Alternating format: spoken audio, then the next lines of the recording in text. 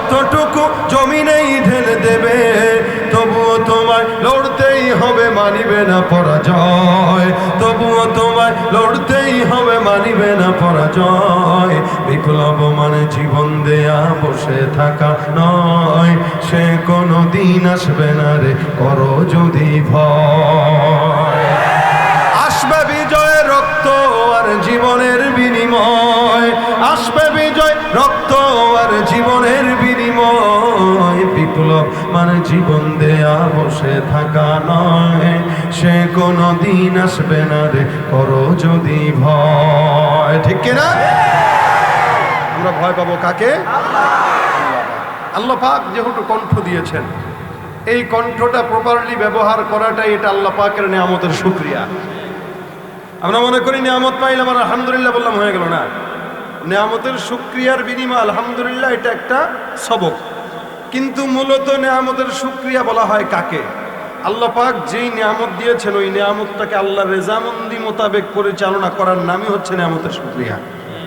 তার মানে হাত দিয়েছেন কে? আল্লাহ। এই হাত দিয়ে হারাম জিনিস ধরা মানে নিয়ামতের না শুকরিয়া করা। হাত দিয়ে কোরআন ধরা মানে নিয়ামতের শুকরিয়া। চক্ষু দিয়েছেন আল্লাহ, চক্ষু দিয়া কোরআনের দিকে দেখা এটা হচ্ছে নিয়ামতের শুকরিয়া করা। চক্ষু দিয়া নাপাক জিনিসের দিকে দেখা হচ্ছে না শুকরিয়া করা। আল্লাহ পাক বলেন কেউ যদি নিয়ামতের শুকরিয়া করে বাড়াবো না কমাবো? জোরে বলেন। বাড়াবো। কেমনে বাড়াবে? বয়স হয়ে যাবে 70, এরপরেও চোখে চশমা লাগবে না। যদি কেউ চোখের শুকরিয়া আদায় করতে যায়, চক্ষুটাকে ভালো পথে ব্যয় করে, হাত যে ভালো পায়ে ব্যয় করবে, পাওকে যে ভালো পায়ে ব্যবহার করবে, দিমাগকে যে ভালো পথে ব্যবহার করবে, 70-80 বছর হয়ে যাবে ইনশাল্লাহ, এগুলো আল্লাহ পাক অচল করবে না। এটা হচ্ছে নিয়ামতের শুকরিয়া। আল্লাহ পাকের শুকরিয়া দেওয়ার মাধ্যমে করার মাধ্যমে নিয়ামত বৃদ্ধি করা। আর যদি শুকরিয়ার নিয়ামতের বহিঃপ্রকাশ সুন্দর মতো না হয়, অল্প বয়সেই চশমার পাওয়ার থাকবে 1500, অথবা হাত হয়ে যাবে প্যারালাইসিস, মাজার ব্যথা, বাতের ব্যথা, বিভিন্ন ঝামেলা। কেন? আমাদের গুনাহের কারণে আমাদের অঙ্গ প্রত্যঙ্গ দুর্বল হয়। দেখবেন আমাদের বাপদাদা এর আগে যারা ছিল, এখনো কিছু কিছু মুরব্বী আছে 80 বছর 90 বছর বয়স, এদের দিকে তাকাবেন দেখবেন এখনো পর্যন্ত কোরআন শরীফ দেখে পড়ে চশমা লাগে না। আমি নিজে দেখেছি এমন একজন লোককে। ইন্ডিয়ায় প্রোগ্রাম করতে গিয়েছিলাম আজ থেকে আরো কত 4-5 বছর আগে, মনে করো 18 বা 19 সালে, 18 সালে সম্ভবত, যখন নির্বাচন হয় তখন। তো আমাকে যে ঘরে রাখা হয়েছিল, ওই ঘরে একজন মুরব্বী, উনি দেখি সব সময় কোরআন তেলাওয়াত করে, একদম থুরথুরে। তো যেই সাহেবে দাওয়াত যিনি আমাকে বলতেছে যে আমার বাবার বয়স কত জানেন হুজুর? বললাম কত? আমার বাবার বয়স 107। সুবহানাল্লাহ, 107 বছর এই উনার? বলে হ্যাঁ। আমি দেখলে তো মনে হয় 90। বলে আরো মজার কাহিনী দেখবেন। আমি কি? উনি রাত 2টা-3টা পর্যন্ত কোরআন তেলাওয়াত করে, 1 ঘন্টা ঘুমায়, আবার উঠে তাহাজ্জুদ পড়ে। তো উনার ঘরে গেলাম, তো উনার কাছে অবশ্যই দোয়া নেওয়া লাগবে, কারণ যেহেতু মুরব্বী মানুষ। আমরা তো বর্তমানে মুরব্বীদেরকে দেখলে দোয়া নেই না। মুরব্বীদেরকে দেখলে দোয়া নেবেন, খেদমত করবেন, সে খারাপ হোক। বয়স্ক যারা, রাসূল বলেন যারা বড়দের সম্মান করে না এরা আমার উম্মত নয়, যারা ছোটদের স্নেহ করে না তারা আমার উম্মত নয়। এই কারণে মুরব্বী আপনার বাপ না হোক, এলাকার বয়োজ্যেষ্ঠ সুনামধন্য লোক, গণ্যমান্য লোক খেদমত করেন, এতে দোয়া পাওয়া যায়। আমি ওনার কাছে দোয়া নিতে গেছি, আমি ওনার পাশে বসে ওনাকে মাথায় হাত বুলাচ্ছি, পায়ে এভাবে ধরে টিপতেছি। তো উনি আমার জিজ্ঞাসা করতেছেন যে আপনার নাম? আমি বললাম অমুক। বাড়ি কোন জায়গায়? বাংলাদেশ। আচ্ছা। এবার আমার সাথে বিভিন্ন গল্প শুরু করছে। ওনার কথার ধাঁচে বোঝার কোনো উপায় নাই যে 107 বছর বয়সের একজন মুরব্বী। পাশে দেখলাম একটা মাটির কলসের মতো একটা জিনিস রাখা, ওইটাতে টেপ লাগানো। আমি বললাম দাদা বলবো না পরদাদা বলবো জানি না, মানে 107 বছর বয়সের লোক, আমার তো দাদার বয়সের চাইতেও বেশি। আমি বললাম মুরব্বী এটা কেন রাখলেন? তো ভাইয়া এটা আমি তেলাওয়াত করি 24 ঘন্টা। তেলাওয়াত করার পরে আমি তেলাওয়াত যাই করি আমি ফু দিয়া, এটার ভিতরে পানি, এখানে পানি থাকে, আমি এখানে ফু দেই। আমি প্রায় 50 বছর হয়ে গেছে, আমি কোরআন তেলাওয়াতের ফু ছাড়া কোনো পানি দিয়ে গোসলও করি না, খাইও না। আরে সুবহানাল্লাহ কয় না? মানে তার পাশের শীতানে একটা কলস আছে বড়, সে যখনই কোরআন তেলাওয়াত যাই করে, ওই কোরআন তেলাওয়াত পড়ার পরে এই পানিতে ফু দেয়, ওইটাই খায়, ওটা দিয়েই গোসল করে। আলহামদুলিল্লাহ আমার 107 বছর বয়স, আমার চোখে এখনো আপনার চেয়ে ভালো আমি দেখি। মাশাআল্লাহ। আমি কই হাঁটতে পারেন? কই হাঁটতে পারি না, মানে এই যে দেখেন দাঁড়ায় গেছে, দাঁড়ায় কয়েকবার আমার সাথে হাঁটেন।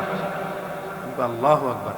কই শুধু তাই না, আমি এই উপমহাদেশের অনেক বড় বড় বুজুর্গদের খেদমত করছি। আমি বললাম তাহলে আমারে একটু দোয়া দেন, আপনার দোয়ার মুহতাজ আমি। তার সামনে মাথাটা আগায় দিলাম। উনি কোরআন থেকে পড়া শুরু করলেন, একবার এই আয়াত, একবার ওই আয়াত, আরেকবার ওই আয়াত। আমি বুঝতেছি দাঁত নাই একটাও, আমি বুঝতেছি কি পড়তেছি, বিভিন্ন জায়গা থেকে পড়তেছে। আমি তার পড়া মনে করে শুনলাম, শুনে মনে করলাম যে হয়তো হাফেজে কোরআন হবে। আমাকে জিজ্ঞাসা করলাম, আমার প্রায় মনে করেন 20 মিনিট আমি এভাবে রয়েছি। উনি বিভিন্ন দোয়া, দুরুদ, কোরআন তেলাওয়াত পড়ে আমাকে ফু দিচ্ছে আর আমাকে এভাবে আদর করে দিচ্ছে। তো আমি কতক্ষণ পরে বললাম, আপনি কি হাফেজ? আমি মাদ্রাসার বারান্দায় কোনোদিন যাইনি। আমি তো এত মুখস্থ কিভাবে? আমি আমার জীবনটাকে এই কোরআন তেলাওয়াতেই কাটাই দিছি। সুবহানাল্লাহ। তখন আমি বললাম যে আপনার চোখের জ্যোতি শুধুমাত্র চোখের হেফাজতটা আপনি আল্লাহ পাক যে নিয়ামত দিয়েছেন, এই নিয়ামতটাকে আল্লাহর রেজামন্দি মোতাবেক লাগাইছেন, যার কারণে চোখের কদর আল্লাহ পাক নিয়ামতকে বাড়ায় দিছে 107 বছর। এরপরও চোখের জ্যোতি আল্লাহ পাক কমায় নেই। সুবহানাল্লাহ। এটা হচ্ছে লা ইন শাকারতুম লা আযীদান্নাকুম। আল্লাহ পাক বলছেন যদি শুকরিয়া করো নিয়ামত কি করে দিব? বাড়ায় দিব। তার মানে এটা না যে 5,000 টাকা পাইলাম, আলহামদুলিল্লাহ আলহামদুলিল্লাহ আলহামদুলিল্লাহ বলে বালিশের নিচে রাখলাম, সকালে উঠে দেখলাম 15,000। এটা কি বাচ্চা দিবে? না। আলহামদুলিল্লাহ নিয়ামতের শুকরিয়ার বাড়ায় দেওয়ার অর্থ হইল এলাকার ভিতরে দুর্নীতিবাজ আছে না নাই, সুদখোর আছে না নাই, এরাও টাকা কামায়। মসজিদের ইমাম সাহেব, মাদ্রাসার মুহতামিম সাহেবও টাকা কামায়, রিক্সাওয়ালাও টাকা কামায়, কৃষকও টাকা কামায়। দেখবেন যে নাকি দুর্নীতি করে 5 লাখ টাকা কামায়, এরা যদি জিজ্ঞাসা করেন ভাই কেমন আছেন, আরে ভাই শরীরে ভালো না, জুত নাই, মন ভালো না। বলে কেন? বউ কথা শুনে না, পোলা কথা শুনে না, নানান ঝামেলা। আর রিক্সাওয়ালারা জিজ্ঞাসা করেন ভাই কেমন আছেন, আলহামদুলিল্লাহ আল্লাহ অনেক ভালো রাখছে। এটা হলো শুকরিয়া। 5,000 টাকাকে আল্লাহ পাক 5 লক্ষ টাকার বরকত দিবে, আর 5 লক্ষ টাকাকে আল্লাহ সংকুচিত করে 5,000 টাকা বানায় দিবে। যার কারণে দেখবেন ওর 5 লক্ষ টাকায় সেই বরকত নাই, একজন আলেমের 5,000 টাকায় যে বরকত পাওয়া যায়। একজন হালাল রুজির, হালাল রোজগারের 5,000 টাকা যে বরকত, হারাম ভাবে 5 লাখ টাকার বরকত কোশ্চিন কালেও সেটা হতে পারে না। আমাদের দেশের মানুষরা ঘুষ খায়, এটারে নাম পাল্টায় পাল্টায় খায়। দেখবেন আগে ঘুষ খাইতো, এখন বলে আমরা ঘুষ খাই না, এটা স্পিড মানি বলে। এটারে যত ঢালবেন তত কাজের স্পিড বাড়বে। নাউযুবিল্লাহি মিন যালিক। আপনাদের এলাকায় নাই মনে হয়, সারা বাংলাদেশে আছে না নাই? ঘুষ দিবেন কাজ হবে। কত শিক্ষিত মানুষ ঘুষের টাকা দিতে পারে না বলে চাকরি হয় না।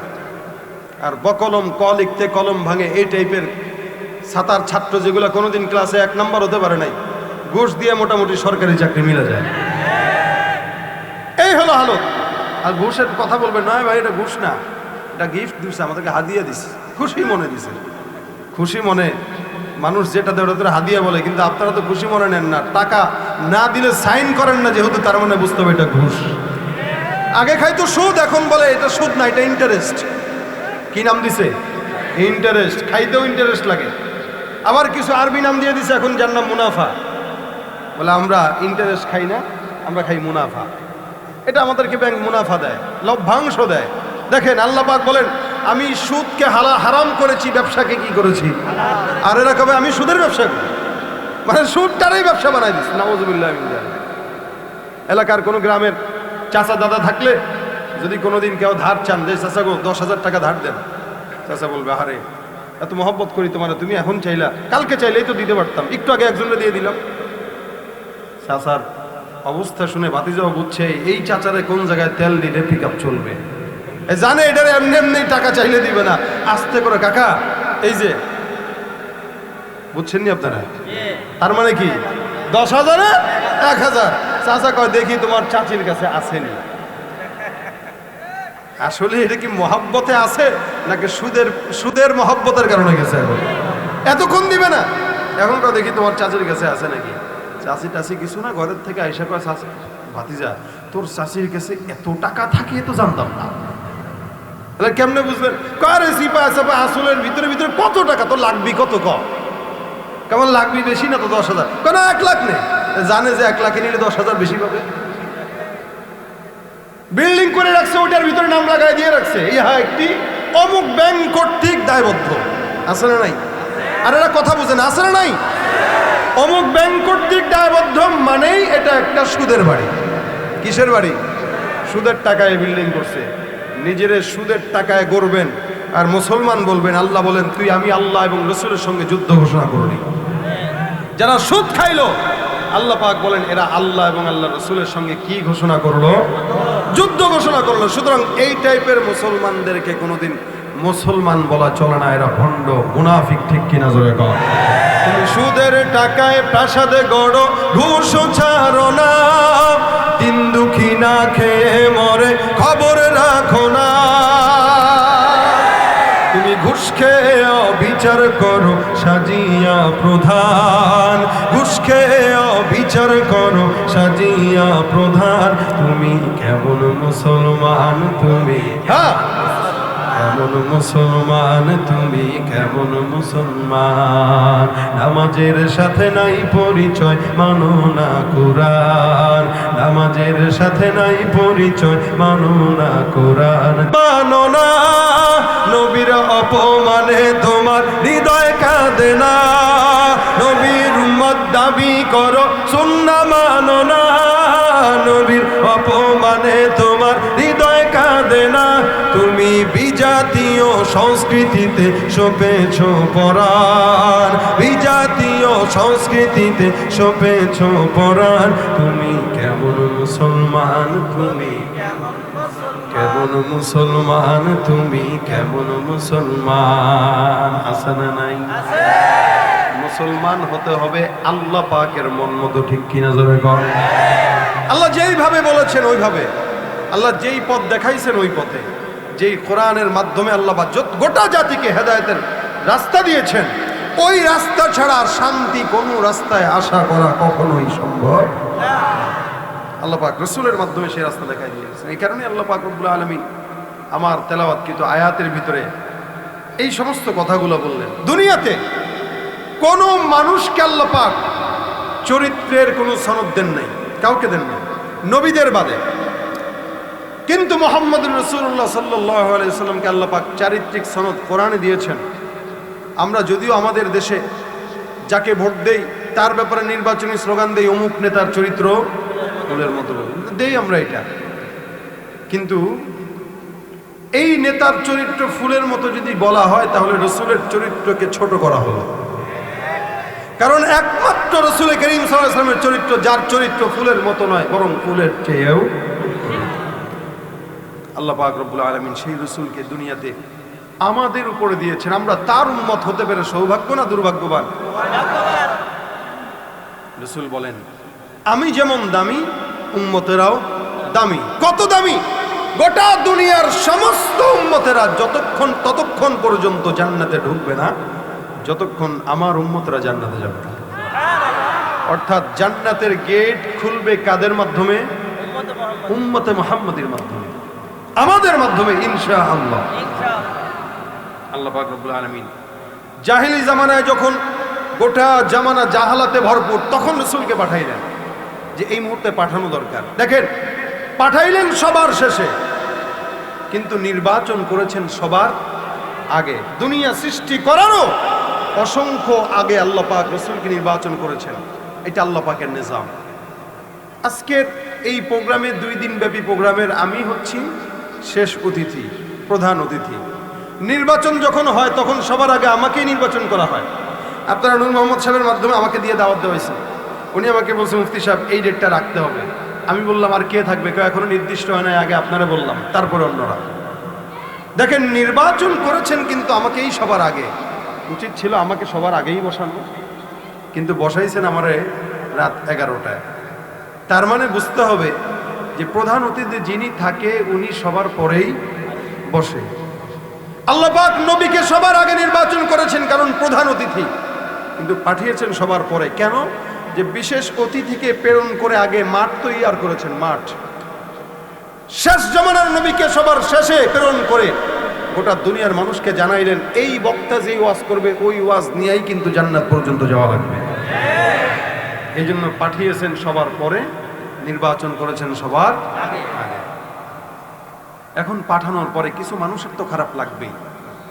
আমরা অনেক জায়গায় সারা দেশে মাহফিল করি, বিশেষ করে আপনাদের এই সাইড বলেন, উত্তরবঙ্গ বলেন, আমাদের যশোর, মাগুরা, জিনারা, চুয়াডাঙ্গা, মেহেরপুর যাই বলেন, এই সমস্ত জায়গাগুলোতে রাজনৈতিক পরিস্থিতিটা একটু ক্রিটিক্যাল, যার কারণে বয়ানে আসার সাথে সাথে অনেকে বলে যে হুজুর একটু একটু, যেমন আমাকে 2 মাস 3 মাস আগে আমার নূর মোহাম্মদ সাহেব বলতেছে আপনার নাম ঠিকানা সব চাইছে। আমি ভাই পারবো না। আমি বললাম পারবো না কেন? একটু দিতে বলছে প্রশাসন। আমি ভাই বাদ দেন তো, মাহফিল বাদ দেন, যেখানে আমার নাম ঠিকানা দিয়ে যাইতে হবে আমি যাবো না। একটু মেহনত করেন ভাই, দিতে হয়। অথচ বাংলাদেশের কোনো জায়গায় এটা হয় না।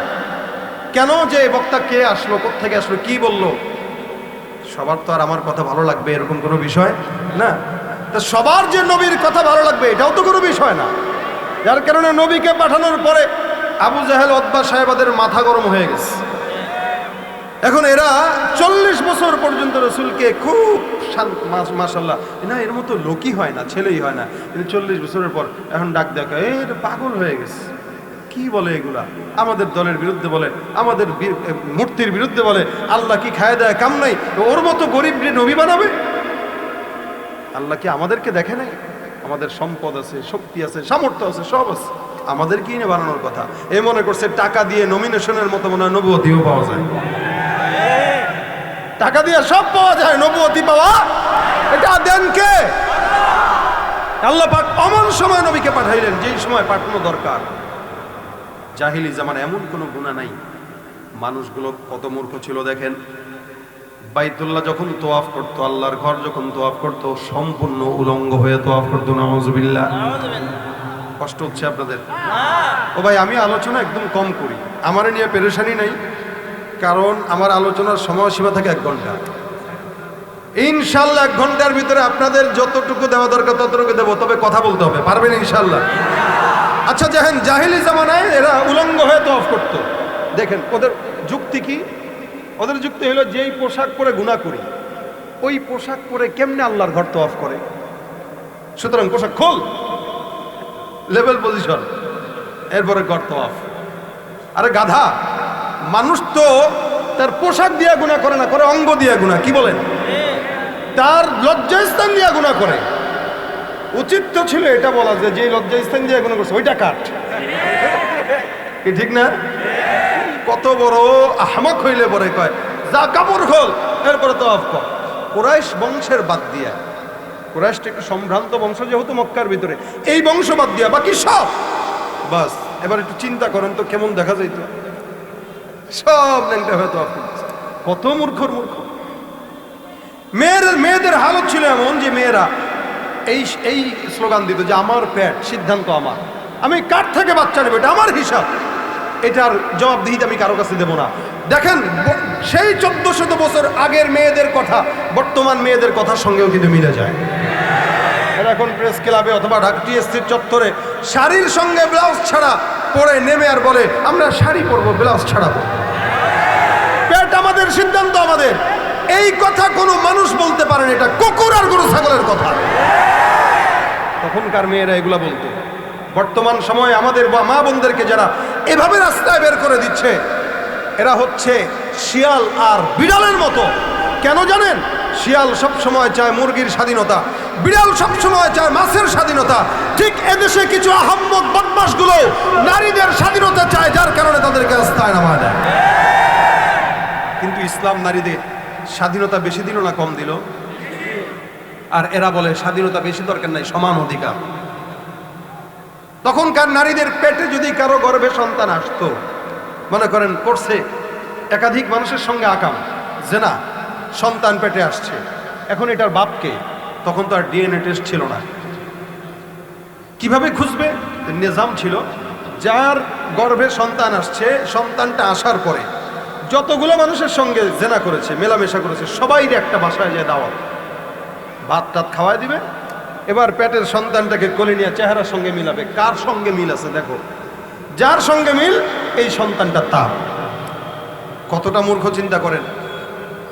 আল্লাহ পাক রব্বুল আলামিন ওই সময়টাকেই চিন্তা করলেন, রাসূলকে পাঠাবে এই কারণে বলেন ওমা আরসালনাকা ইল্লা রাহমাতাল লিল আলামিন। সারা দুনিয়ার জমিনের ভিতরে আমি আল্লাহ পাক রব্বুল আলামিন একমাত্র পয়গম্বরকে রহমত হিসেবে পাঠাইলাম। আসমানের জন্য নবী আমার রহমত, জমিনের জন্য নবী আমার রহমত, পাহাড়ের জন্য, আসমানের চন্দ্রের জন্য, সমুদ্রের জন্য, গাছের জন্য, মাছের জন্য, সারা দুনিয়ার জন্য। আল্লাহ পাক রব্বুল আলামিন বলেন আসমানের মালিক যদি হই আমি আল্লাহ, জমিনের নবী তুমি মুহাম্মদুর রাসূলুল্লাহ। সারা দুনিয়ার জমিনে যত জায়গায় আমি আল্লাহর রুবুবিয়ত আছে, ঠিক তত জায়গায় পয়গম্বর মুহাম্মদুর রাসূলুল্লাহর নবুবিয়ত আছে। সুবহানাল্লাহ। সারা দুনিয়ার জমিনে আমি আল্লাহর গোলামি যত জায়গায় চলে, মুহাম্মদুর রাসূলুল্লাহর নবুবিয়ত চলে। আল্লাহ পাক রব্বুল আলামিন বলেন আমি আল্লাহ অমন সময় পয়গম্বরকে বানাইলাম। সারা দুনিয়ার জমিনে আমার পয়গম্বর একমাত্র শ্রেষ্ঠ নবী, এরকম নবী কোনের দুনিয়ার জমিনে আর আসে নাই। আদম পয়গম্বর থেকে মুহাম্মদুর রাসূলুল্লাহ পর্যন্ত আমি আল্লাহ পাক কোন নবীকে এমন সম্মানিত বানাই নাই যতটুকু সম্মানিত মুহাম্মদুর রাসূলুল্লাহকে বানাইলাম। নবী আমার রহমত স্বরূপ উম্মতের সমস্ত বান্দাদের জন্য আমি আল্লাহ পাক রাসূলকে পথ দেখানোর জন্য দুনিয়ার জমিনে প্রেরণ করে দিলাম। আমি আল্লাহ পাক রব্বুল আলামিন এই প্রেরণ করার পর কাফের বেঈমান রাসূলকে বলে পাগল। আমি আল্লাহ এই পাগল যে যারা বলল তাদের কথার জবাব দেওয়ার জন্য আল্লাহ পাক রব্বুল আলামিন কোরআনের ভিতরে বলেন নুন ওয়াল কলামি ওয়া মা ইয়াসতুরুন। কলমের কসম আমি আল্লাহ পাক রব্বুল আলামিন খাইলাম। এরপরে কলম যা যা লিখলো তার কসম। আল্লাহ পাক রব্বুল আলামিন বলেন সারা দুনিয়া সৃষ্টি করার 50,000 বছর আগে ইন্না আউওয়ালা মা খালাকাল্লাহুল কলামা সুম্মা ক্বালা লাহু উকতুব ফাজারা ফি তিলকা সাআতি কাইনুন ইলা ইয়াউমিল কিয়ামা। আসমান জমিন তৈয়ার করার 50,000 বছর আগে আল্লাহ পাক কলম বানান। কলমকে ডাক দিয়া বলেন কলম তুমি লেখো। কলম লিখলো আসমান কয়টা, জমিন কয়টা, পাহাড় কয়টা, সমুদ্র কয়টা, কতগুলো মানুষ আজকের মাহফিলে আসবে, বক্তা কে হবে, গোটা দুনিয়ার নিজাম আল্লাহ পাক কলম দিয়ে লেখাইলেন। আল্লাহ বলেন কলমের কসম, অর্থাৎ কোন কলম, যেই কলমকে আমি আল্লাহ পাক নিজাম লেখার জন্য সৃষ্টি করলাম। কলম যা যা লিখলো তার কসম। আল্লাহ পাক রব্বুল আলামিনকে যদি কেউ প্রশ্ন করা হয় মালিক এত কিছুর কসম রব্বুল আলামিন আপনি কেন খাইলেন? অন্যান্য সময় যেহেতু আপনি আল্লাহ পাক অশামসি ওয়াদুহাহা, সূর্যের কসম খান, চন্দ্রের কসম খান, সকালের কসম খান, এক এক সময় এক একটা জিনিসের কসম আল্লাহ পাক আপনি খাইলেন। কিন্তু এই জায়গাটায় সারা দুনিয়ার কসম খাইলেন। এত বিশাল বড় কসম খাওয়ার কারণ আপনি আমাদেরকে একটু বলেন। তাফসীরে মুফাসসিরিন একরাম বলেন সারা দুনিয়ার কসম খাইলেন যেহেতু যেই নবীকে সারা দুনিয়ার বেঈমানরা বলে পাগল, এটা সাধারণ কোনো বদদোয়া না, এটা সাধারণ কোনো গালি নয়। আল্লাহ পাক রাসূলকে পাগল বলার কারণে গোটা আসমান জমিনের কসমকে আল্লাহ পাক রব্বুল আলামিন জানায় দেন মা আনতা বিনি'মাতি রাব্বিকা বিমাজনুন। আমি আল্লাহ পাক আসমান জমিনের কসম খেয়ে বললাম হে দুনিয়ার পয়গম্বর, আমি রব্বুল আলামিন বললাম আপনি আপনার রবের দয়ায় পাগল না। যারা আপনাকে পাগল বলে আমি আল্লাহ ঘোষণা করলাম তারা পাগল, তাদের বাপদাদা 14 গোষ্ঠী পাগল। সারা দুনিয়ার জমিনে আবু জাহেল উতবা সাহেবরা আছে। একটা মানুষ একটু জবানটা খুলে বলেন তো এই বর্তমান জামানায় আবু জাহেল নামে কেউ আছে নাকি? এ মুসলমান, একজন বান্দা খুঁজে পাবেন না যার নাম আবু জাহেল, একটা বান্দাও খুঁজে পাবেন না যার নাম আবু লাহাব। কিন্তু সারা দুনিয়ার জমিনে যত উম্মতে মুহাম্মদী আছে প্রত্যেকটা উম্মতের নামের শুরুতে মুহাম্মদ আছে না না? আবু জাহেলের বাসা যেখানে ছিল তালাশ করে দেখেন মক্কায় হাজিরা যাওয়ার পর আগে চিন্তা করে আবু জাহেলের বাসা কোনটা, একটু পায়খানা করতে পারলে মজা লাগতো। ওই জায়গাটা এখন পায়খানা বানায় দিয়েছে। আল্লাহ কয় তুই আমার হাবিবের সঙ্গে বেয়াদবি করলি, আজীবন তুই যেই জায়গায় বসবাস করতে ওই জায়গাটায় আমার মুসলমান নবীর উম্মতরা পায়খানা করবে। সুবহানাল্লাহ। এটাই হলো আমার নবীর সম্মান। এই জন্য আল্লাহ পাক কোরআনের ভিতরে কোন জায়গায় পয়গম্বরকে নাম ধরে ডাকেন নাই। সারা কোরআনের ভিতরে আল্লাহ পাক রব্বুল আলামিন শুরু থেকে শেষ পর্যন্ত নবীর নাম যেখানে উল্লেখ করেছেন ওই জায়গায় আল্লাহ পাক সম্মানের সঙ্গে উল্লেখ করেছেন। মেয়র সাহেব বসা, দেখবেন মেয়র সাহেব কোনো মানুষ নাম ধরে ডাকবে না। কি বলে ডাকে? বলে মেয়র সাহেব অথবা চেয়ারম্যান সাহেব, মেম্বার সাহেব, এমপি সাহেব। কেন? এটা তার লকব, এটা তার সম্মান। আল্লাহ পাক অন্য অন্য নবীদেরকে নাম ধরে ধরে ডাকলেন। মুসা পয়গম্বরকে বলেন ইয়া মুসা লা তাখাফ, মুসা পয়গম্বরকে নাম ধরে ডাকলেন। জাকারিয়া নবীকে ডাক দেয়া বলেন ইয়া জাকারিয়া ইন্না নুবাশশিরুকা বিগুলাম।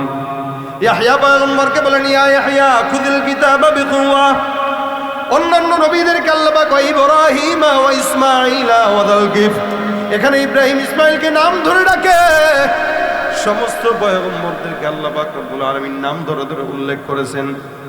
কিন্তু মুহাম্মদুর রাসূলুল্লাহর বেলায় যখন চলে আসছেন, কোরআনের শুরু থেকে শেষ পর্যন্ত একটা জায়গাতে আল্লাহ পাক নাম ধরে ডাকেন নাই। কোনো হাফেজে কোরআন দেখাইতে পারবে না আল্লাহ পাক রাসূলকে মুহাম্মদ বলে উল্লেখ করেছেন। যেখানেই মুহাম্মদ উল্লেখ করেছেন ওই জায়গায় নামের পাশাপাশি রাসূলুল্লাহ লাগায় দিয়েছেন। সুবহানাল্লাহ। অন্য নবীদেরকে আল্লাহ পাক মুসা, ঈসা, ইব্রাহিম, ইসমাঈল, ইয়াকুব, ইউসুফ, মুহাম্মদকে ডাক দেয়া বলেন ইয়া আইয়ুহান নবী। সুবহানাল্লাহ। নবী বলে ডাক দেন, হ্যাঁ নবী। অন্য নবীদেরকে আল্লাহ পাক নবী বলে ডাকেন নাই, নাম ধরে ডাকেন। কিন্তু মুহাম্মদকে নবী বলে ডাক দেন। যেখানে মুহাম্মদ বলে উল্লেখ করেছেন ওই জায়গায় মুহাম্মদের পাশাপাশি রাসূলুল্লাহ লাগায় দিলেন। আল্লাহ পাক বলেন ওয়ামা মুহাম্মাদুন ইল্লা রাসূল, এই জায়গায় মুহাম্মদের পাশাপাশি রাসূল লাগায় দিলেন। অন্য আয়াতের ভিতরে বলেন মুহাম্মাদুর রাসূলুল্লাহ ওয়াল্লাযীনা মাআহু আশিদ্দাউ আলাল কুফফার, এখানেও মুহাম্মদের পাশাপাশি রাসূলুল্লাহ লাগায় দেন। আর এক আয়াতে বলেন মা কানা মুহাম্মাদুন আবা আহাদিন মির রিজালিকুম ওয়ালাকিন রাসূলুল্লাহ ওয়া খাতামান নবিয়্যিন। আল্লাহ পাক বলেন মুহাম্মদের পরিচয় কি জানো? মুহাম্মদ তোমাদের কোনো পুরুষের পিতা নয়। মুহাম্মদের পরিচয় আমি আল্লাহ পাক তুলে ধরলাম। মুহাম্মদের সর্বপ্রথম পরিচয় ওয়ালাকিন রাসূলুল্লাহ, তিনি হলেন কার রাসূল? জোরে বলে, তিনি হলেন আল্লাহর রাসূল। 2 নম্বর পরিচয় ওয়া খাতামান নবিয়্যিন। মুহাম্মদের আরেকটা পরিচয় হলো মুহাম্মদ শেষ জামানার নবী। দুনিয়ার জমিনে এই পর্যন্ত অসংখ্য বেঈমানের বাচ্চারা রসুলকে নবী বলে স্বীকার করে না, আবার নবী দাবি করে আছে না নাই? বাংলাদেশে কাদিয়ানির বাচ্চারা আছে না নাই? স্পষ্ট ভাষায় বলতে চাই নবীর পরে নবী নাই। যারা দাবি করবে মুসলমান না কাফের। যারা বলেন কাদিয়ানিরা কি হবে? শেষ নবীজির উম্মত বলে দাবি করে, যদি ওই নবীর চেয়ার কাদিয়ানিরা দখল করে। কি হবে? শেষ নবীজির উম্মত বলে দাবি করে, যদি ওই নবীর চেয়ার কাদিয়ানিরা দখল করে। নবীজির জন্য যদি রক্তের বহে নদী, নবীজির জন্য যদি রক্তের বহে নদী, তবুও হটব না এই দাবি থেকে। কি হবে বেঁচে থেকে অযথা বিদ্যা শিখে, যদি না করতে পারি শোষণবিহীন সমাজটাকে? ঠিক না? নবীর পরে আর কোন নবী আছে নাকি? জোরে কোন? আল্লাহ পাক রব্বুল আলামিন বলে হে পয়গম্বর, আমি আপনাকে শেষ নবী বানাইলাম, পরিচয় কোরআনের ভিতরে দিলাম। সম্মানের সঙ্গে কোরআনের ভিতরে কোনো জায়গায় নাম ধরে ডাকেন নাই। এই কারণে উম্মতদেরকে আল্লাহ পাক রব্বুল আলামিন বলেন কাদুআ ইবাদিকুম বাদা, অন্যদেরকে তোমরা যেমনে ডাকো, এই আব্দুর রহমান, এই আব্দুল্লাহ, এই অমুক অমুক অমুক বলে অন্যদেরকে তোমরা যেমনে ডাকো, খবরদার খবরদার আমার পয়গম্বরকে নাম ধরে ডাকবা না। যখন নাকি পয়গম্বরকে ডাকবা নবী বলে সম্বোধন করবা। সুবহানাল্লাহ। এটা শিখায় দিয়েছেন আল্লাহ। শুধু তাই নয়, এত সম্মান রব্বুল আলামিন পয়গম্বরকে দিলেন। আমরা দুনিয়ার মানুষের সঙ্গে কথা বলি, ভদ্রতা দেখাইতে চাইলেও দেখাই না, দেখাইতে চাইলেও দেখাই না। কিন্তু আল্লাহ পাক ফরজ করে দিয়েছেন, খবরদার এ মুমিনের দলেরা, তোমরা তোমাদের গলার আওয়াজটাকে রাসূলের সামনে উঁচা কোনোদিন করবা না। আসওয়াতাকুম ফাওকা সাওতিন নবী, তোমরা নবীর সামনে নবীর উপরে কথা বলবে না। নবী যেটা বলে চুপচাপ শুনবা, ভালো লাগলেও খারাপ লাগলো। কারণ আল্লাহ পয়গম্বর যা বলেন এটা রাসূল নিজের থেকে বলেন না, বলেন কার থেকে? অর্থাৎ আল্লাহর কথা যা, পয়গম্বর মুহাম্মদুর রাসূলুল্লাহর কথা দা। আম্মা জান আয়েশা রাদিয়াল্লাহু তাআলা আনহা সেই কথাই বলেন, দুনিয়ার জমিনে পয়গম্বর কোনো কথা নিজ থেকে বলেন নাই, যেটা বলছেন এটা আল্লাহর তরফ থেকে বলেছেন। এত সম্মানিত যেই নবীকে আল্লাহ পাক রব্বুল আলামিন বানাইলেন, ওই নবীকে যদি কেউ পাগল বলে, মালিক কি খুশি হয় না বেজার হয়? এই কারণে আল্লাহ বলেন আল কলাম ইয়ামা ইয়াসতুরুন, সারা দুনিয়ার কসম আমি আল্লাহকে একটা মাত্র কথা বলবো। তাহলে বুঝে নাও ওই কথাটা কত দামি। কারণ আসমানের কসম খাইলাম, জমিনের কসম খাইলাম, পাহাড় সমুদ্র গোটা মানুষ ইনসান জিন্নাতের কসম খায়, খালি একটা কথা বললাম, মা আনতা বিনিআমাতি রাব্বিকা বিমাজনুন। আপনার রবের দয়ায় আপনি কখনো পাগল হতে পারেন না। যারা আপনাকে পাগল বলে আপনি অবশ্যই দেখবেন তারাই মূলত দুনিয়াতে পাগল, এছাড়া অন্য কেউ পাগল না। যারা আলেমদেরকে পাগল বলে, নামাজীদেরকে পাগল বলে, এই দুনিয়ার সবচাইতে বড় পাগল হচ্ছে তারা। সন্দেহ হয়? আল্লাহ পাক রব্বুল আলামিন বলেন পরবর্তী আয়াতে, যদি পাগল হইতো, পাগলদের কেউ নেয়ামত দেয় না। ও ভাই, আপনাদের সামনে কোনো পাগল যদি এসে টাকা চায়, ও ভাই দেন, 1 লাখ টাকা দিবেন? কথা কয় না, দিবেন 1 লাখ? কত দিবেন? 5 টাকা। দেখেছেন, 5 টাকা দিবেন। 5 টাকা দিলেও এখন নিতে চায় না। অবশ্য ডিজিটাল বাংলাদেশ তো, ডিজিটাল ফকির, 5 টাকা দিলেও নেয় না, 10 টাকা দিলে মোটামুটি ঠিক আছে। কিন্তু এই পাগলরা যদি আপনি $1000 বান্ডিল দেন, সে ওইটা নিয়ে নৌকা বানাবে না তো খেলবে, কারণ তার কাছে এটার মর্যাদা নাই। পাগলকে নেয়ামত দিতে হয় না। ঠিক আল্লাহ পাক বলেন ওয়া ইন্না লাকা লাআজরান গায়রা মামনুন, আপনি যদি পাগল হতেন, নিরবিচ্ছিন্ন নেয়ামত কখনো আপনাকে দিতাম না। এত নেয়ামত দিলাম, জন্মের আগে থেকে নিয়ে মৃত্যুর পর পর্যন্ত, এখনো পর্যন্ত কত নেয়ামত। সবচাইতে বড় নেয়ামত হচ্ছে পবিত্র আল কোরআন। এটা মুজিজা, জীবন্ত মুজিজা এই কোরআন। রাসূলের জন্মের আগের থেকে আল্লাহ পাক তাকে মুজিজা দেওয়া শুরু করলেন, এগুলা নেয়ামত। আল্লাহ পাক রব্বুল আলামিন বলেন ওয়া ইন্না লাকা লাআজরান গায়রা মামনুন, নিরবিচ্ছিন্ন নেয়ামত আপনাকে দান করলাম। জন্মের আগেও দিলাম, জন্মের সময় দিলাম, জন্মের পরেও দিলাম, মৃত্যুর পরেও দিলাম। শুধু তাই নয়, কিয়ামত নয়, কিয়ামত জান্নাতে যাওয়ার আগ পর্যন্ত নেয়ামত দিতে থাকবো আমি আল্লাহ সুবহানাল্লাহ। এই নবী কত সম্মানী। আল্লাহ পাক রব্বুল আলামিনের পয়গম্বর দুনিয়ার জমিনে আসার আগেই আল্লাহ পাক সারা দুনিয়াকে এমন ভাবে সাজাইলেন যেন মানুষ বুঝতে পারে যে নবী আসতেছে। আজকের মাহফিলটা আপনারা করলেন, প্যান্ডেল টাঙাইলেন, পোস্টার টাঙাইলেন, মাইক টাঙাইলেন, সব কিছু করলেন কেন? বলে বক্তা আসবে, বক্তার আলোচনা শোনার জন্য আমরা সেখানে যাব। আল্লাহ পাক রব্বুল আলামিন একজন নবীকে পাঠাবেন সব আগের থেকে তৈয়ার, যেন দুনিয়ার মানুষরা দেখলেই বুঝে এই জায়গায় কিছু আসবে। যার কারণে এক পাদ্রী ডাক দেয়া বলেন, রাসূল করিম সাল্লাল্লাহু আলাইহি ওয়াসাল্লামের জন্মের রাত্রিতে আসমানের ভিতরে একটা তারকা দেখা যায়। ওই তারকা যখন উদিত হয়, ওই পাদ্রী ডাক দিয়ে বলে, ওই তাকা দেখো, আসমানের ভিতরে আহমদের তারকা দেখা যায়। ওই তারকাটা আখিরি জামানার পয়গম্বরের ভূমিষ্ঠ হওয়ার তারকা। আসমানের ভিতরে যেহেতু ওই তারকা উঠলো, নিঃসন্দেহে আজকের রাত্রিতেই পয়গম্বর মুহাম্মদুর রাসূলুল্লাহর জন্ম হবে। সুবহানাল্লাহ। আমিনা ডাক দিয়া বলেন, এত নিয়ামত আল্লাহ পাক মুহাম্মদকে দান করলেন। দুনিয়ার জমিনে অন্যান্য মা বোনরা যখন সন্তান জন্ম নেয়, পেটের ভিতরে যখন গর্ভের ভিতরে সন্তান থাকে, এত কষ্ট, এত আঘাত। আমিনা ডাক দিয়া বলে, মুহাম্মদুর রাসূলুল্লাহ আমার গর্ভে যতদিন ছিল, আল্লাহর কসম আমি গর্ভের ভিতরে সন্তান আছে এটা কোনোদিন অনুভব করি নাই, কোনো আঘাত পাই নাই। সুবহানাল্লাহ। আমরা দুনিয়ার জমিনে জন্মগ্রহণ করি, নাপাক অবস্থায় জন্মগ্রহণ করি, আর আমরা দুনিয়ার জমিনে আসার পর আমাদের সর্বপ্রথম কান্নাকাটি হয়, নাপাক অবস্থায় হয়। আমিনা ডাক দেয়া বলেন, মুহাম্মদ যখন দুনিয়ার জমিন থেকে গর্ভধারণ হয়েছে, আল্লাহর নবী মুহাম্মদ কেমনে জন্মগ্রহণ করেছে জানেন? আমিনা বলেন, কিবলার দিকে সিজদারত অবস্থায় মুহাম্মদুর রাসূলুল্লাহর জন্ম হয়েছে। সুবহানাল্লাহ। जहाँ तक है रुबूबियत खुदा की, वहाँ तक है रिसालत मुस्तफ़ा की, वहाँ तक है रिसालत मुस्तफ़ा की। আমার নবীর নবুয়ত সব জায়গায় বিদ্যমান। যেখানেই পয়গম্বর গেলেন ওই জায়গাটা স্মরণের জায়গা। আল্লাহ নবী যার সঙ্গে মিশলেন সেও স্মরণের মানুষ। নবী আমার যেখানে হাঁটছেন ওই জায়গা স্মরণের জায়গা। আল্লাহর নবী মদিনায় গেছেন, মদিনার দাম বেড়ে গেছে। আগে নাম ছিল ইয়াসরিব, নবী মদিনায় যাওয়ার পর নাম হয়েছে সোনার মদিনা।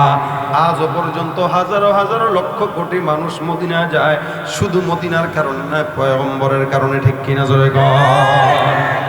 আর আমার খুব বুঝবেন, আল্লাহ পাক রব্বুল আলামিন বলেন, এত নিয়ামত আমি আল্লাহ তোমাকে দান করলাম, যেই নিয়ামতের শুরু আছে মাগার শেষ নাই। আমি রব্বুল আলামিন তোমাকে সেই নিয়ামতগুলো দিলাম, যেই নিয়ামতগুলো অন্য কোনো নবীকে আমি আল্লাহ পাক রব্বুল আলামিন দেই নাই। নবী আমার যখন সিনা চাক হয়, পয়গম্বর বলেন আমার দুইজন ফেরেশতা আমার কাছে আসলো, মাত্র তখন 4 বছর বয়স। হালিমাতুস সাদিয়া বলেন মুহাম্মাদুর রাসূলুল্লাহ সাল্লাল্লাহু আলাইহি ওয়াসাল্লাম যখন কথা বলা শিখলো 2 বছর বয়স। আমাদের দেশের সন্তানেরা যখন কথা বলা শিখে সর্বপ্রথম কথা কি বলে? বাবা অথবা মা অথবা অন্য কোনো শব্দ। হালিমাতুস সাদিয়া বলেন মুহাম্মদ যখন কথা বলা শিখলো, আল্লাহর কি কুদরত, এই বাচ্চাটা কথা কখন বলল? তার জবানের সর্বপ্রথম কথা ছিল আল্লাহু আকবার কাবীরা ওয়ালহামদুলিল্লাহি কাসীরা সুবহানাল্লাহি বুকরাতাও ওয়া আসীলা। আল্লাহু আকবার। রাসূলের দাম বেশি না কম? বেশি বলেই তো আল্লাহ পাক তারা শেষ নবী বানাইছেন। যারা পাগল বলে তারা কি? ওয়া ইন্না লাকা লাআজরুন গায়রা মামনুন। নবী আমার ডাক দেয়া বলেন কেমন নিয়ামত দিলেন। আমার ভিতরে যেই জিনিসটা ছিল, আল্লাহ পাক রব্বুল আলামিন বলেন পয়গম্বরকে আমি আল্লাহ পাক রব্বুল আলামিন পবিত্র করে দিলাম। কিভাবে জানেন? সিনার চাকের মাধ্যমে, বক্ষ বিদারণের মাধ্যমে আমি আল্লাহ তার সমস্ত কিছু দূর করে দিলাম। রাসূল বলেন আমি যখন খেলতে গেলাম ওই আমার দুধ ভাইয়ের সঙ্গে, যাওয়ার পর দেখলাম 2 জন ফেরেশতা আসলো, আমার সুন্দর করে শোয়াইলো। শোয়ানোর পরে সুন্দর একটা স্বর্ণের তস্তরিতে নিয়ে আমার পানি দিয়ে আমার ভিতরের সমস্ত কিছু সুন্দর করে ধুয়ে মুছে পরিষ্কার করে আবার রেখে দিল। 2 জন ফেরেশতা আমার মাথার সামনে বসে একজন আরেকজনকে প্রশ্ন করে, এই মুহাম্মদকে তার উম্মতের 10 জনকে এক পাল্লায় রাখো, আর মুহাম্মদকে আরেক পাল্লায় রেখো, ওজন দাও, কার পাল্লা বেশি হয় দেখো। আমি দেখলাম 2 জন ফেরেশতা একজন আরেকজনকে সঙ্গে কথা বলে। অবশেষে আমার শেষ জামানার উম্মতের 10 জনকে এক জায়গায় রাখলো, আমি নবীকে আরেক পাল্লায় রাখলো। এরপরে ডাক দিয়া বলে ওজন দাও, ওজন দেওয়া হয়। ওজনের পরে তাকায় দেখলো আমি নবীর পাল্লাটা 10 জনের চাইতে ভারী হয়ে গেছে। একজন ফেরেশতা আরেকজনকে ডাক দিয়া বলে তাকায় দেখো কার পাল্লাটা ভারী। আরেকজন জবাব দেয় এই উম্মতের 10 জনের চাইতে একজন মুহাম্মদের ওজনটা বেশি ভারী। সুবহানাল্লাহ। যেহেতু 10 জনের চেয়ে ওজনের পাল্লায় মুহাম্মদ ভারী, আরেকটা কাজ করো, তার উম্মতের ভিতরে 100 জন এক ওজনে দাও, 100 জনকে এক পাল্লায় রাখা হয়, আমি মুহাম্মদকে আরেক পাল্লায় দেওয়া হয়। আবার ওজন করার পর একজন আরেকজনকে ডাক দেয়া বলে কার পাল্লা ওজনের ভিতরে ভারী। একজন আরেকজনকে জবাব দেয় 100 জনকে যে ওজনের পাল্লায় রাখলাম, আল্লাহর কসম ওই ওজনের পাল্লার চাইতে মুহাম্মদের পাল্লাটা বেশি ভারী হয়ে গেছে। এখন একজন আরেকজনকে ডাক দেয়া বলে যাও যাও, এখন 100 জন দিলেও চলবে না, 1000কে দিয়া দাও। এক পাল্লায় 1000 উম্মত, আরেক পাল্লায় মুহাম্মদুর রাসূলুল্লাহ। ওজন করা হয়ে গেল। এখন ডাক দেয়া বলে ওজনের পাল্লায় কারটা বেশি। ফেরেশতা একজন আরেকজনকে বলেন আল্লাহর কসম এই 1000-এর চাইতে মুহাম্মদের ওজনের পাল্লা সবচাইতে ভারী। সুবহানাল্লাহ। এখন 2 জন একজন আরেকজনকে বলে আল্লাহর কসম এই মুহাম্মদটা এত সম্মানিত, সারা দুনিয়ার ভিতরে যত মানুষ আসছে আর আসবে সব মানুষদেরকে যদি এক পাল্লায় রাখা হয় আর মুহাম্মদকে যদি আরেক পাল্লায় রাখা হয়, আল্লাহর কসম ওই সমস্ত মানুষের চাইতে এই মুহাম্মদের পাল্লাটা সবচাইতে ভারী হয়ে যাবে। এ মুসলমান নবীর উম্মত, এই জন্য আল্লাহ পাক রব্বুল আলামিন বলেন যদি পাগল হইতো এত নিয়ামত আমি আল্লাহ তারে কোনোদিন দিতাম না। তাহলে পাগল যেহেতু না, নবী আপনার কি? আল্লাহ পাক রব্বুল আলামিন বলেন ওয়া ইন্নাকা লাআলা খুলুকিন আযীম। সারা দুনিয়ার জমিনের ভিতরে আমি পয়গম্বরকে পাগল বানাই নাই, কিন্তু পয়গম্বরকে আমি আল্লাহ পাক রব্বুল আলামিন কি বানাইলাম? আল্লাহ পাক রব্বুল আলামিন ডাক দিয়ে বলেন ইন্নাকা লাআলা খুলুকিন আযীম। নিঃসন্দেহে পয়গম্বরকে আমি আল্লাহ পাক রব্বুল আলামিন খুলুকে আযীমের অধিকারী বানাইলাম। সুবহানাল্লাহ। সারা দুনিয়ার জমিনের ভিতরে এই আখলাকের উদাহরণ একমাত্র মুহাম্মদুর রাসূলুল্লাহ সাল্লাল্লাহু আলাইহি সাল্লামের। এছাড়া ইউসুফ পয়গম্বর বলেন, অন্য কোন নবী বলেন, সমস্ত নবীরাই পবিত্র, কিন্তু মুহাম্মদুর রাসূলুল্লাহর মতো আখলাকওয়ালা দুনিয়াতে কেউ আসে নাই, আসবেও। সম্ভাবনা আছে আর আসার? এই জন্য আম্মা জান আয়েশাকে, ভাইজান এ ভাই আপনারা চুপ থাকেন, আপনারা চুপ থাকেন, আপনারা চুপ থাকেন। এটা দৃষ্টিকটু, আপনার বিবেক আছে তো? শিক্ষিত মানুষ কি করতেছেন এগুলো? এত এত দায়িত্ব দেয় নাই তো আপনারা। বসেন, ক্যামেরা আছে এখানে। দেখেন আল্লাহ পাক রব্বুল আলামিন বলেন ইন্নাকা লাআলা খুলুকিন আযীম। খুলুকে আযীমের অধিকারী রাসূলকে আমি বানাইলাম। আখলাকটা কি জিনিস? আম্মা জান আয়েশার কাছে সাহাবায়ে কেরাম প্রশ্ন করেন কাইফা কানা খুলুকিন নবী সাল্লাল্লাহু আলাইহি ওয়াসাল্লাম, রাসূলের চরিত্র কি এটা একটু বলেন। রাসূলের চরিত্র কি এটা একটু বলেন। তো আম্মা জান আয়েশা দেখেন জবাব দিলেন কি? এই সাহাবায়ে কেরাম আমার দিকে তাকান। আম্মা জান আয়েশা ডাক দিয়ে বলেন এই সাহাবায়ে কেরাম তোমরা কি কোরআন তেলাওয়াত করো? বলে হ্যাঁ। কানা খুলুকুহুল কোরআন, আল্লাহর কোরআন যেটা আল্লাহর রাসূলের আখলাকটাই সেটা। তার মানে এই পবিত্র কোরআনে যা পড়বেন ওটাই আমার নবীর চরিত্র, ঠিক না? আল্লাহর নবীর চরিত্র যা মানবেন ওটাই আমার আল্লাহর কোরআন, ঠিক না?